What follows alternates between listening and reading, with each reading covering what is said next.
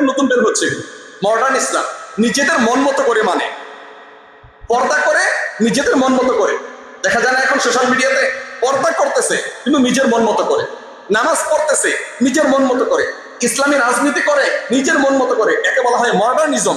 এগুলো ইসলামের জন্য ক্ষতি, ইমানের জন্য ক্ষতি।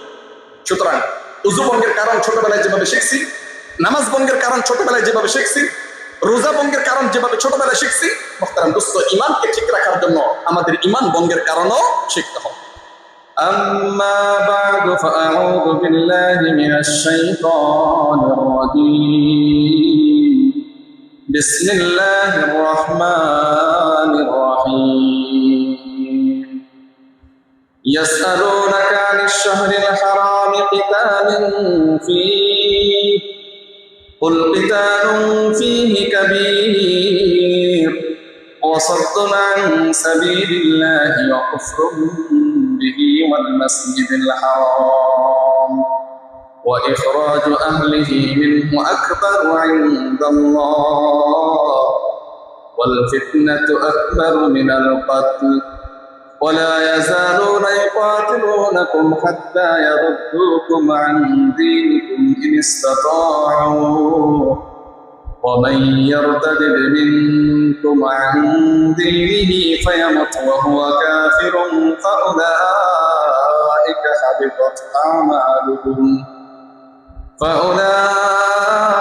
حبطت أعمالهم في الدنيا والآخرة وأولئك أصحاب النار هم فيها خالدون سبحانك لا علم لنا إلا ما علمتنا إنك أنت العليم الحكيم উপস্থিত মুআজ্জাজ মুহতারাম, সম্মানিত মুসল্লিয়ানে কেরাম, পর্দার আড়ালে অবস্থানরত দিনদার পরহেজগার মা ও বোনেরা, মহান রব্বুল আলামিনের দরবারে অসংখ্য শুকরিয়া যে আল্লাহ রব্বুল ইজ্জত আজকের এই পবিত্র মহান দিনে, জুমার দিনে আল্লাহ সুবহানাহু ওয়া তাআলা আমাদেরকে মসজিদে আসার বসার তৌফিক দান করেছেন। সেজন্য সকলে দিল থেকে শুকরিয়া আদায় করে বলি আলহামদুলিল্লাহ। পৃথিবীর বুকে একমাত্র নিয়ামত হলো ঈমান, যার বিনিময়ে আল্লাহ সুবহানাহু ওয়া তাআলা দুনিয়াতেও কল্যাণ দান করেন, আখিরাতেও সফলতা দান করেন। এই ঈমান নামক নিয়ামত আল্লাহ সুবহানাহু ওয়া তাআলা আমাদেরকে জন্মলগ্ন থেকেই দিয়েছেন, কারণ আমরা মুসলমান ঘরের সন্তান, মুসলিম পরিবারের সন্তান। আমাদের ঈমানের পেছনে, ঈমান গ্রহণ করার জন্য আমাদের ঈমানের পেছনে পরিশ্রম করতে হয় না। সাহাবায়ে কেরামের তো লম্বা সংগ্রাম করতে হয়েছে সির্ফ ঈমানকে নিয়ে আসার জন্য। কিন্তু মুহতারাম দোস্ত, আল্লাহ তাআলার কি অফুরন্ত নিয়ামত, ঈমান গ্রহণ করার জন্য আমাদের সংগ্রাম করতে হয় না, যুদ্ধ বিগ্রহ করতে হয় না। আমরা মুসলমান ঘরের সন্তান, আমরা এমনিতেই মুসলমান। অপরদিকে সাহাবায়ে কেরামের অবস্থাটা কেমন ছিল?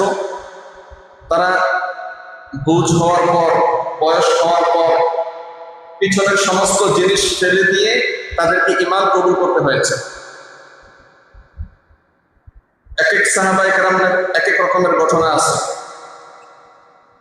অনেক সাহাবী ঈমানের জন্য তাদের সম্পদ ছাড়তে হয়েছে, ঈমানের জন্য তাদের পরিবার ছাড়তে হয়েছে, ঈমানের জন্য সমাজ থেকে বিতাড়িত হয়েছেন, ঈমানের জন্য সর্বশেষ নিজেদের জান পর্যন্ত দিয়েছেন। এমন সাহাবায়ে কেরামের ঘটনাও হাদিসের মধ্যে আসছে।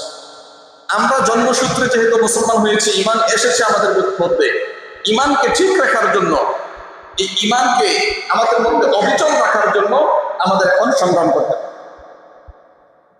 অন্যথায় হেদায়েত তো আমরা পেয়েছি, আমাদের ভুলের কারণে, আমাদের অসচেতন, আমাদের অবহেলা কিংবা অলসতার কারণে হেদায়েত আমাদের কাছ থেকে দূরে সরে যাবে। টাকা পয়সা যতই হোক, টাকা পয়সা এক জায়গায় রেখে দিলে দিন দিন কমে। টাকা পয়সা যদি পাহাড়ও হয়, আপনার এক জায়গায় যদি রেখে দেন, দিন দিন এখান থেকে কমবে। আজকে আপনার কিছু টাকা লাগতেছে, কালকে লাগবে, পরের দিন লাগবে, আরেকজনের লাগবে, আপনার কাছ থেকে নিবে, বসার বসারে জাকাত দিতে হবে, টাকার মান কমবে। এইভাবে টাকা যদি এক জায়গায় রেখে দেওয়া হয় তাহলে টাকা আস্তে আস্তে কমতে থাকে। কিন্তু এই টাকার উপর যদি ব্যবসা করা হয় তাহলে টাকা কমবে না, বরং বাড়বে। মুহতারাম হাজরিন, আমাদের ইমানের অবস্থাটাও এমন। জন্মসূত্রে ইমানদার হওয়ার পর যদি আমরা এমনি থাকি, দিন দিন ইমান কমতে থাকে। আর যদি ইমানের মধ্যে যদি পরিশ্রম করি, ইমানের মধ্যে যদি আমরা চেষ্টা চালাই, মুজাহাদা করি, তাহলে এই ইমান আস্তে আস্তে আরো মজবুত হবে। তো মুহতারাম হাজরিন, ইমান এমন এক জিনিস, যে জিনিসের মাধ্যমে আল্লাহ সুবহানাহু ওয়া তাআলা দুনিয়াতে আমাদেরকে সফলতা দান করবেন এবং আখিরাতে এই ইমানের বিনিময়ে আল্লাহ তাআলা মুক্তি দিবেন। তো ইমানকে আমাদের মধ্যে কিভাবে হেফাজত রাখা যায়? আমার আপনার ইমানকে ধ্বংস করার জন্য অনেক শত্রু পিছনে লেগে আছে। সবচেয়ে বড় শত্রু হলো আমাদের নফসের শত্রু। সারাক্ষণ আমাদের নফস আমাদেরকে খাহেশাতের দিকে টানে, এমন জায়গার দিকে আমাদেরকে আকর্ষণ করায় যেদিকে গেলে আমাদের ইমান নষ্ট হবে। এই দিকে আমাদের খুব খেয়াল রাখতে হবে, যাতে করে আমি আমার নফসের তাড়নায় না পড়ি। 2 নম্বর, আমাদের ইমানকে ধ্বংস করার জন্য শয়তান আমাদের পিছনে লেগে আছে। কারণ আল্লাহর সামনে সে প্রতিশ্রুতিবদ্ধ, আল্লাহ তাআলার সামনে সে রাগ করে আসছে যে আপনার মুমিন বান্দাদেরকে আমি ধ্বংস করব। এটা আল্লাহ তাআলার সামনে সে রাগে বলে আসছে, আর সে এই মিশন নিয়ে এখনো কাজ করছে। তাহলে 2 নম্বর হলো আমাদের ইমান ধ্বংস করার জন্য আমাদের শয়তান পিছনে লেগে আছে। 1 নম্বর আমাদের নফস, 2 নম্বর হলো শয়তান, 3 নম্বর আমাদের পরিবেশ পরিস্থিতি, এগুলো আমাদের ইমানকে ধ্বংস করার জন্য পিছনে লেগে আছে। 4 নম্বর, যারা ইমানদার না, যারা আল্লাহ বিশ্বাসী না, যারা ইসলামে বিশ্বাসী না, তারা এটা চায় না আমি যেই জিনিস বিশ্বাস করি না পৃথিবীর অন্য মানুষ এই জিনিসে বিশ্বাস করুক, এটা তারা চায় না। তারা চায় পৃথিবীর সমস্ত মানুষ যেন তাদের মতো হয়ে যায়, পৃথিবীর সমস্ত মানুষ যেন তাদের মতো হয়ে যায়, এটা তারা চায়। আল্লাহ সুবহানাহু ওয়া তাআলা সূরা বাকারার মধ্যে এই কথা বলেছেন, ওয়ালান তারদা আনকাল ইয়াহুদু ওয়ালান নাসারা হাত্তা তাত্তাবিআ মিল্লাতাহুম। নবী সাল্লাল্লাহু আলাইহি সাল্লাম যে সমাজে বসবাস করেছেন, ওই সমাজে 3 শ্রেণীর লোক ছিল। এক তো মুশরিক ছিল, 2 নম্বর খ্রিস্টান ছিল, তৃতীয়ত ইহুদি ছিল। মুশরিকদের আনাগোনা বেশি ছিল মক্কায়, মদিনাতে ইয়াহুদ এবং নাসারা তাদের বসবাস একটু বেশি ছিল। মুহতারাম হাজরিন, যখন নবী সাল্লাল্লাহু আলাইহি ওয়াসাল্লাম মদিনায় চলে গেলেন, মদিনায় যাওয়ার পর রাষ্ট্রীয় অনেক বিষয় নিয়ে, সামাজিক অনেক বিষয় নিয়ে নবী সাল্লাল্লাহু আলাইহি ওয়াসাল্লাম ইহুদি এবং খ্রিস্টানদের সাথে একটা ভালো সম্পর্ক হয়েছে। তো তাদেরকে ক্ষণে ক্ষণে ইসলামের দাওয়াত দিত। আল্লাহ সুবহানাহু ওয়া তাআলা নবী সাল্লাল্লাহু আলাইহি ওয়াসাল্লামকে জানিয়ে দিলেন, ওয়ালান তারদা আনকাল ইয়াহুদ ওয়ালান নাসারা, আপনি তাদেরকে যতই মিষ্টি মিষ্টি কথা বলেন, তারা আপনার কথা শুনবে না। আপনি তাদেরকে যত সুন্দরভাবে দাওয়াত দেন, উপস্থাপন করেন, তারা আপনার কথা শুনবে না। হাত্তা তাত্তাবিআ মিল্লাতাহুম, যতক্ষণ না পর্যন্ত আপনি তাদের ধর্ম কবুল করবেন। আপনি যদি নিজে ইহুদি হয়ে যান, আপনি যদি নিজে নাসারা হয়ে যান, তাহলে দেখবেন তারা আপনাকে বুকে টেনে নিবে। এছাড়া যতই মিষ্টি মিষ্টি কথা বলেন, তারা আপনার কথা শুনবে না। মুহতারাম হাজরিন, এটাই আল্লাহ সুবহানাহু ওয়া তাআলা বলছেন, তারা চায় আমরাও কিন্তু তাদের মতো হয়ে যাই। সর্বশেষ আমাদের ইমান ধ্বংস করার পিছনে শত্রু হলো যারা আমাদের কথায় বিশ্বাসী না, আমাদের কোরআনে বিশ্বাসী না, আমাদের রাসূলে বিশ্বাসী না, তারা চায় আমরাও যেন তাদের মতো হয়ে যাই। এই 4টি শত্রু আমাদের ইমানের পিছনে। 1 নম্বর বলেছিলাম আমাদের নফসের শত্রু। আমাদের নফস আমাদেরকে ইমান বিধ্বংসী কাজের মধ্যে নিয়ে যায়। আমাদের নফস চায় আমরা যেন চোখের গুনাহ করি, আমাদের নফস চায় আমরা যেন হাতের জিনা করি, আমাদের নফস চায় আমরা যেন বেগানা নারীর দিকে তাকাই, চুরি করি, অবৈধভাবে অর্থ সম্পদ কামাই করি। এগুলো আমাদের নফস চায়, আমাদের মন চায়। আর এই সমস্ত কাজ করলে মানুষ ইমানদার হতে পারে না। একজন মানুষ চুরি করবে আবার সে ইমানদার, এটা কখনোই এক হবে না। একজন মানুষ জিনা করবে আবার সে ইমানদার, এটা হতে পারে না। তো আমাদের নফস আমাদেরকে জিনার দিকে নিয়ে যেতে চায়। আমাদের নফস আমাদেরকে চুরির দিকে নিয়ে যেতে চায়। যদি আমরা আমাদের নফসের কথা শুনি, মুহতারাম হাজরিন, আমরা আমাদের ঈমানকে হারাই। 2 নম্বর, শয়তানের কথা বলেছি। শয়তান চায় আমাদের ঈমান যেন নষ্ট হয়ে যায়, কারণ এই জিনিসটা আল্লাহ তাআলার সামনে সে ওয়াদা করে আসছে। আল্লাহ তাআলার সামনে সে বলে আসছে, যে চ্যালেঞ্জ দিয়ে আসছে আল্লাহ, যে আপনার বান্দাকে আমি বিপথে নিব, আপনার বান্দাকে আমি বেঈমান করব, জাহান্নামে নিব। এই চ্যালেঞ্জ শয়তান আল্লাহ তাআলার কাছে দিয়ে আসছে। 3 নম্বর, আমাদের পরিবেশ, আমাদের সমাজের কিছু মানুষ, তাদের কারণেও আমরা ঈমানের মধ্যে অবিচল থাকতে পারি, এবং আমাদের কারণেও অনেকে ঈমানের মধ্যে অবিচল থাকতে পারে না। আমরাও তো তাদের সমাজের মানুষ। সর্বশেষ, যারা আমাদের কথায় বিশ্বাসী না, যারা আমাদের কোরআনে বিশ্বাসী না, যারা আমাদের রাসূলে বিশ্বাসী না, এক কথায় বেঈমান যাদের ঈমান নাই, তারা চায় আমরা যেন তাদের মতো হয়ে যাই। এই 4টি চ্যালেঞ্জ যারা মোকাবেলা করতে পারবে, তাদের ঈমান ঠিক থাকবে। অন্যথায় যারা এই 4টি চ্যালেঞ্জের কোন এক জায়গায় ধরা পড়ে যাবে, তাদের ঈমান ভেঙে যাবে, তাদের ঈমান ভেঙে যাবে। মুহতারাম হাজরিন, ঈমান এমন এক জিনিস না যে জন্মের পর থেকে ঈমান নিয়ে আসছে আর কিয়ামত পর্যন্ত ঈমান ভাঙবে না, ঈমান নষ্ট হবে না। ঈমান এমন জিনিস নয়। ঈমান ক্ষণে ক্ষণে ভেঙে যায়, নষ্ট হয়ে যায়, দুর্বল হয়, আবার সবল হয়। এটা এমন এক জিনিস। আমরা তো নামাজ ভঙ্গের কারণ পড়ি। ছোটবেলায় মসজিদের মধ্যে, মক্তবের মধ্যে আমরা পড়েছি নামাজ ভঙ্গের কারণ 19টি। আমরা মুখস্থ বলি, এই কাজ করলে নামাজ ভেঙে যায়, নামাজের মধ্যে কথা বললে নামাজ ভেঙে যায়, নামাজের মধ্যে হাসি দিলে নামাজ ভেঙে যায়, নামাজের মধ্যে যদি আমরা আমাদের সিনাকে যদি আমরা কেবলার দিক থেকে ঘুরিয়ে ফেলি, আমাদের নামাজ ভেঙে যায়, নামাজের মধ্যে যদি আমার ওযু ছুটে যায়, আমাদের নামাজ ভেঙে যায়। এই জিনিসগুলো আমরা পড়ে আসছি নামাজ ভঙ্গের কারণ। অনুরূপভাবে ওযু ভঙ্গের কারণ করছি। ওযু করার পর যদি আমাদের শরীর থেকে রক্ত বের হয়, তাহলে আমাদের ওযু ভেঙে যাবে। ওযু করার পর যদি বায়ু বের হয়, আমাদের ওযু ভেঙে যাবে। ওযু করার পর যদি কেউ ঘুমায় যায়, তাহলে তাদের ওযু ভেঙে যাবে। তো ওযু ভঙ্গের কিছু কারণ আছে মুহতারাম হাজরিন, নামাজ ভঙ্গের কারণ আছে, ওযু ভঙ্গের কারণ আছে, অনুরূপভাবে রোজা ভঙ্গেরও কারণ আছে। রোজা ভেঙে যায় এমন কিছু কারণ আছে না? তো নামাজ ভঙ্গের কারণ থাকতে পারে, ওযু ভঙ্গের কারণ থাকতে পারে, রোজা ভঙ্গের কারণ থাকতে পারে, ঈমান ভঙ্গেরও কারণ আছে। ঈমান এমন পারতের জিনিস না যে জন্মের পর থেকে ঈমানদার হইছি, মরণ পর্যন্ত ঈমান থাকবে একবার মজবুত, বলে নামাজ না পড়লে কি ঈমান ঠিক আছে? বলে না এমন? অনেক মানুষ এমন বলে, আরে নামাজ না পড়লে কি, আমার ঈমান ঠিক আছে, আমার দিল ঠিক আছে। তোমরা নামাজ পড়ে কি করো?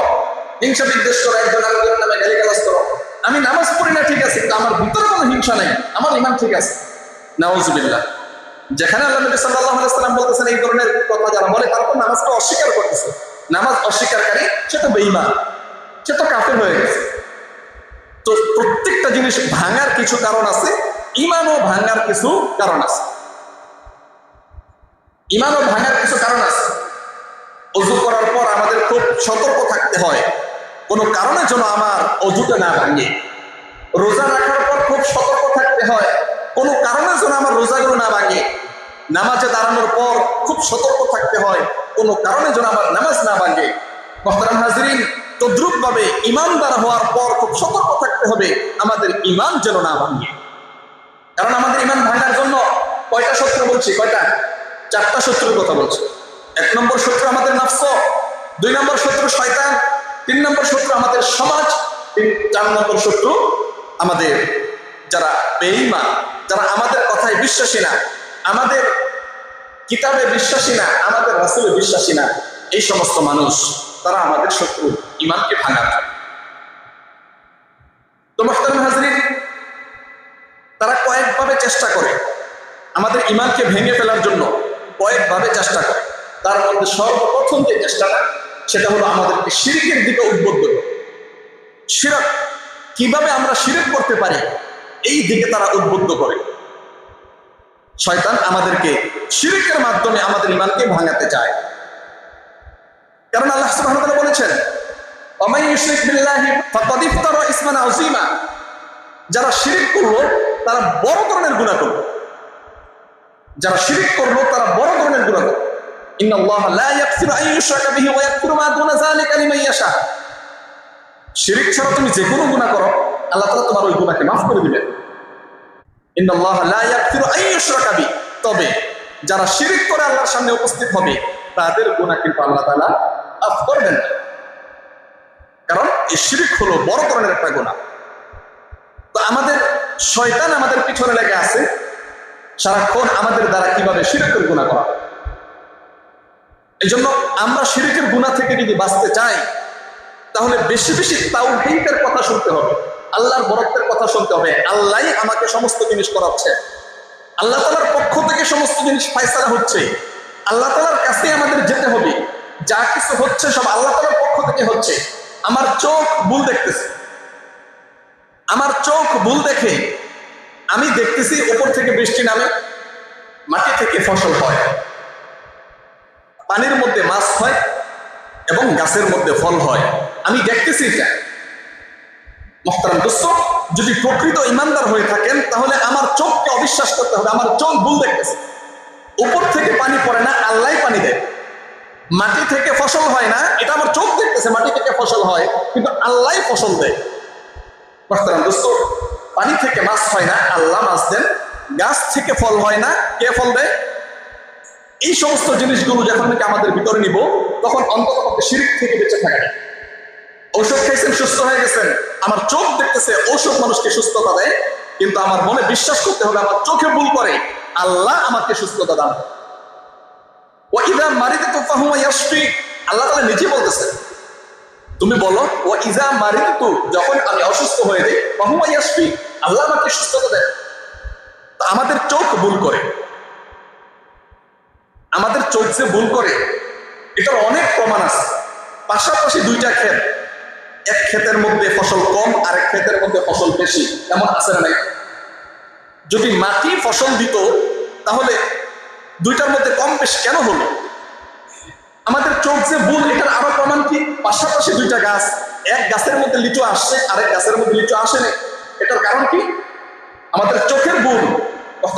মাটির মাধ্যমে গাছ থেকে যদি ফল হইতো তাহলে সমস্ত গাছের ফল হইতো, আল্লাহ তাআলার হুকুমে গাছের মধ্যে ফল হতো। আমাদের ভিতরে যদি আমরা এই শিক্ষাগুলো দিতে পারি অন্তত পক্ষে শিরক থেকে আমরা বেঁচে থাকতে পারবো।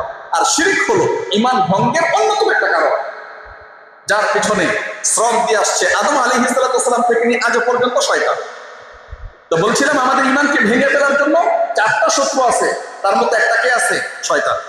শয়তান চায় আমরা যেন শিরক করি, শয়তান চায় আমরা যেন শিরক করি। বলছিলাম আরেকটা শত্রু যারা নাকি বেঈমান, তারাও চায় আমরা যেন আমাদের ঈমানগুলোকে ছেড়ে তাদের মতো হয়ে যায়। এটা শুধু আমাদের জমানায় নয়, রাসূল সাল্লাল্লাহু আলাইহি ওয়াসাল্লামের জমানায়। শুরুতেই বলেছিলাম সূরা বাকারার মধ্যে আসছে, ওয়ালান তারদা আনকাল ইয়াহুদ ওয়ালান নাসারা হাত্তা তাত্তাবিআ মিল্লাতাহুম। নবী, আপনি তাদেরকে যত ভালো কথাই বলেন, তাদেরকে আপনি যতই ভালোবাসেন, তারা আপনার কথা শুনবে না যতক্ষণ না পর্যন্ত আপনি তাদের ধর্ম কবুল না করবেন। তো মুহতারাম হাজিরিন, তারা ওই সময় থেকেই চেষ্টা চালিয়ে আসছে কিভাবে আমরা তাদের মতো হয়ে যাই। তাদের ব্যাপারে একটা আয়াত নাযিল করেছেন, ওয়ালা ইয়াযালুনা ইউকাতিলুনাকুম হাত্তা ইয়ারুদ্দুকুম আন দীনিকুম, তারা তোমাদের সাথে ততদিন পর্যন্ত যুদ্ধ করবে। এটা ইহুদ এবং নাসারাদের ব্যাপারে আল্লাহ সুবহানাহু ওয়া তাআলা বলছেন, তারা তোমাদের সাথে ততক্ষণ পর্যন্ত যুদ্ধ করবে যতক্ষণ পর্যন্ত তোমরা তোমাদের দ্বীনকে ছেড়ে না দাও। এটা হলো আয়াতের অর্থ। ততক্ষণ পর্যন্ত তোমাদের সাথে তারা সংগ্রাম করবে, লড়াই করবে, যতক্ষণ পর্যন্ত তোমরা তাদের দ্বীন কবুল না করো। তাহলে কি বোঝা গেল? এটার দ্বারা এই কথাটাই বোঝা গেল যে তারা চায় আমরা আমাদের ধর্মকে ছেড়ে দিয়ে তাদের মতো হয়ে যাই, আমরা আমাদের দ্বীন ইসলামকে ছেড়ে দিয়ে তাদের ধর্ম কবুল করি, এটা তারা চায়। আর এই জন্য তারা যুদ্ধ পর্যন্ত করে। এই আয়াতের ব্যাখ্যার মধ্যে মুফাসসিরিনে কেরাম বলেছেন, এই যুদ্ধের অর্থ শুধু অস্ত্রের যুদ্ধ নয়, এই যুদ্ধের অর্থ হলো বুদ্ধিভিত্তিক যুদ্ধ। যেই যুদ্ধ এখনো চলতেছে, তারা বুদ্ধির মাধ্যমে যুদ্ধ করতেছে। তারা তাদের ধর্মের দিকে আমাদেরকে নিয়ে যাওয়ার জন্য বুদ্ধির মাধ্যমে চেষ্টা করতেছে, যুদ্ধ চালাচ্ছে। এরপর ওই সময় থেকে তারা বিভিন্ন ষড়যন্ত্রের মধ্যে লিপ্ত, কিভাবে মুসলমান তাদের ঈমান ধ্বংস হয়ে তাদের কাছে যেতে পারে। এ ব্যাপারে তারা অনেক ক্ষেত্রে সফল হয়েছে। কারণ আমরা তো বর্তমানে আমরা যারা আছি, দ্বীনের ব্যাপারে আমাদের তেমন কোনো জ্ঞান নেই, ধর্মের ব্যাপারে আমাদের তেমন কোনো জ্ঞান নেই। আমরা শুধু টাকা পয়সা, নারী, অর্থকরী ইত্যাদি এগুলোর পেছনে পড়ে আছি, যার কারণে বৈশ্বিক যে রাজনীতি এই রাজনীতির ব্যাপারে আমাদের ধারণা নাই, কিন্তু তারা সফল, তারা বুদ্ধিভিত্তিক যুদ্ধে তারা সফল হয়েছে। বলে তারা বুদ্ধির মাধ্যমে আমাদের উপর অনেক কিছু চাপিয়ে দিয়েছে, যেই জিনিসগুলোর মাধ্যমে আমরা তাদের দিকে আস্তে আস্তে আকৃষ্ট হচ্ছে। লক্ষ্য করে দেখেন, আপনি ভালো করে লক্ষ্য করে দেখেন, আমাদের দেশের অনেক মানুষ যদি একটু টাকা পয়সার লোভ বেশি থাকে, তাকে যদি আমরা বলি তুমি অল্প কিছু টাকা দাও তাহলে তোমাকে আমেরিকা নিয়ে যাবো। আমাদের এই সমাজে যদি 100 জন মানুষ থাকে, আমি সহ, আমার কথাও বলছি, আমি সহ, আমার ভিতরে লোভ আছে, 100 জন মানুষ যদি থাকে, 100 জনের মধ্যে আপনার কি মনে হয় কতজন মানুষ আমেরিকা যেতে চাবে? দেখি আপনাদের কাছে উত্তরটা আমি চাচ্ছি। 100 জন মানুষের মধ্যে আমি যদি অফার দিই তোমাকে আমেরিকা নিয়ে যাবো, কয়জন মানুষ চাইবে? কি বলেন ভাই? 100 থেকে 100 না তো ডাবল হবে। বলবে আমারও নিয়ে যাও, আমার বাচ্চাটারও নিয়ে যাও, আমারও নিয়ে যাও, আমার বউটারও নিয়ে যাও। এগুলো হলো বুদ্ধিভিত্তিক যুদ্ধ। তারা তাদের কেমন ভাবে তৈরি করেছে, সবাই চায় এখন পশ্চিমের দিকে। আপনি লক্ষ্য করে দেখেন কত লক্ষ টাকা খরচ করে আপনি একটা ছেলেকে ইউনিভার্সিটিতে গ্রাজুয়েট কমপ্লিট করাইছেন, কত লক্ষ টাকা খরচ করছে সরকার তার পিছনে। এখানে যারা শিক্ষিত এডুকেটেড পার্সন আছেন আপনারা ভালো করে জানেন একটা ইউনিভার্সিটিতে পড়তে তার কি পরিমাণ টাকা খরচ হয়। সে তো নিজে টাকা দেয় না, টাকা দেয় কে? সরকার টাকা দেয়। পাবলিক ইউনিভার্সিটিগুলোতে সরকারের টাকায় পড়াশোনা করে। এরপর যখন স্কলারশিপ পায়, দেশ ছেড়ে, দেশের জনগণ ছেড়ে অধিকাংশ মানুষ বিদেশের জমিনে পাড়া। যারা একবার আমেরিকায় যেতে পারে, ইউরোপে যারা একবার যেতে পারে, তারা সেখানকার সিটিজেন হওয়ার জন্য অপেক্ষা করে, দেশে আসার আর কোনো নামগন্ধ নাই। বুদ্ধিভিত্তিক যুদ্ধ। তারা এভাবেই চাচ্ছে আমাদেরকে তাদের কাছে নিয়ে যেতে। মোহতারাম হাজরিন, রাজনৈতিক দিক থেকে তারা আমাদের উপর বুদ্ধিভিত্তিক যুদ্ধ চালাচ্ছে, আমাদেরকে লিবারিজম চাপাচ্ছে, ব্যক্তি স্বাধীনতার মাধ্যমে আমাদেরকে তাদের দলের দিকে নিয়ে যাচ্ছে। ফেমিনিজম, নারী স্বাধীনতার মাধ্যমে আমাদেরকে তাদের দিকে নিয়ে যাচ্ছে। সেকুলারিজম, ধর্ম থেকে আলাদা করার মাধ্যমে আমাদেরকে তাদের দিকে নিয়ে যাচ্ছে। এটা হলো বুদ্ধিভিত্তিক যুদ্ধ। তারা এই যুদ্ধের মধ্যে আজও পর্যন্ত সফল হয়ে যাচ্ছে। মোহতারাম হাজরিন, এই যুদ্ধটা তারা এখন নয়, রাসূলুল্লাহ সাল্লাল্লাহু আলাইহি ওয়াসাল্লামের জামানা থেকে তারা করে আসছে। ওয়ালা ইয়াযালুনা ইউকাতিলুনাকুম, তারা এই পর্যন্ত যুদ্ধ করবে হাত্তা ইয়ারুদ্দুকুম আন দীনিকুম, যতক্ষণ না পর্যন্ত তোমাদের দিন থেকে, তোমাদের ধর্ম থেকে তারা বহিষ্কৃত না করে তাদের কাছে নিয়ে যায়, এই পর্যন্ত তারা যুদ্ধ করবে। আল্লাহ সুবহানাহু ওয়া তাআলা কিন্তু সাথে সাথে বলে দিয়েছেন ওয়ামাইয়ারতাদ মিনকুম আন দীনি, খবরদার যারা নাকি তোমাদের ধর্ম থেকে তোমরা যারা অন্য ধর্মের দিকে চলে যাবে, ফায়ামুতু হুয়া কাফিরুন ফাহাবিতাত আমালুহুম ফিদ দুনিয়া ওয়াল আখিরাহ, খবরদার যদি তাদের প্ররোচনায় পড়ে তুমি তোমার দিন ধর্ম শেষ করে তাদের কাছে চলে যাও, তাহলে তোমার দুনিয়াও শেষ হবে, আখিরাতও শেষ হবে। তোমার দুনিয়াও শেষ হবে, আখিরাতও শেষ হবে। তুমি দুনিয়ার টাকা পয়সার লোভে পড়ছো, তুমি দুনিয়ার অর্থ সম্পদের লোভে পড়ছো, তুমি দুনিয়ার নেতৃত্বের লোভে পড়ছো, খবরদার ফাহাবিতাত আমালুহুম, তোমার আমল দুনিয়ার জন্য ক্ষতিগ্রস্ত হবে, আখিরাতে তোমার আমল ক্ষতিগ্রস্ত হবে। তো মুহতারাম হাজরিন, এটা হলো আমাদের চিরশত্রু, আমাদের ঈমানকে ধ্বংস করার জন্য আমাদেরকে বিভিন্ন সময়ে বিভিন্ন লোভ দেখায়, বিভিন্ন সময় বিভিন্ন লোভনীয় অফার দেয় আমাদেরকে, যাতে করে আমরা আমাদের দিন থেকে দূরে সরে যাই। তো শুরুতেই বলেছিলাম সাহাবায়ে কেরাম ঈমান কবুল করার জন্য সংগ্রাম করেছেন, ঈমানকে ঠিক রাখার জন্য সংগ্রাম করেছেন। তা আমাদের তো ঈমান কবুল করার জন্য সংগ্রাম করতে হয় নাই, কিন্তু ঈমানকে ঠিক রাখার জন্য আমাদের সংগ্রাম করতে হয়।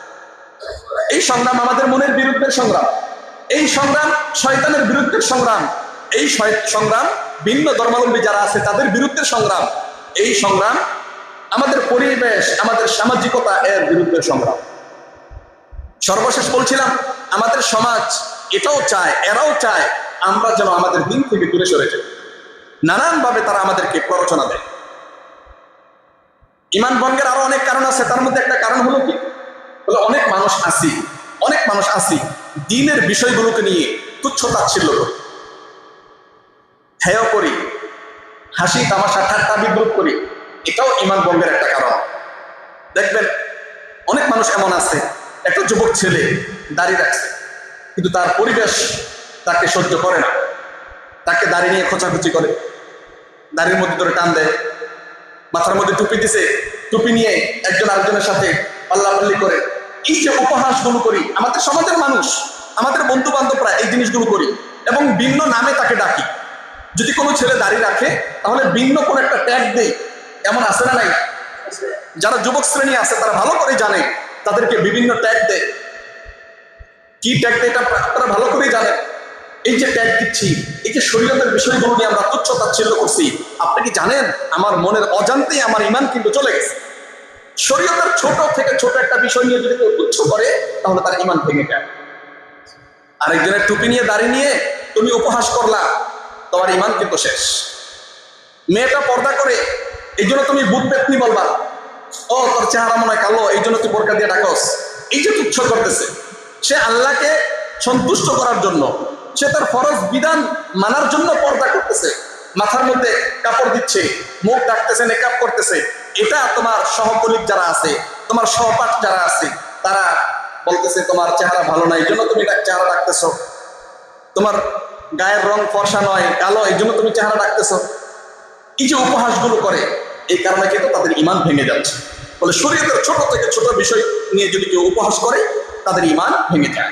তো বলছিলাম এই যে সমাজ, আমাদের পরিবেশ পরিস্থিতি অনেক সময় আমাদের ইমানকে ভেঙে দেয়।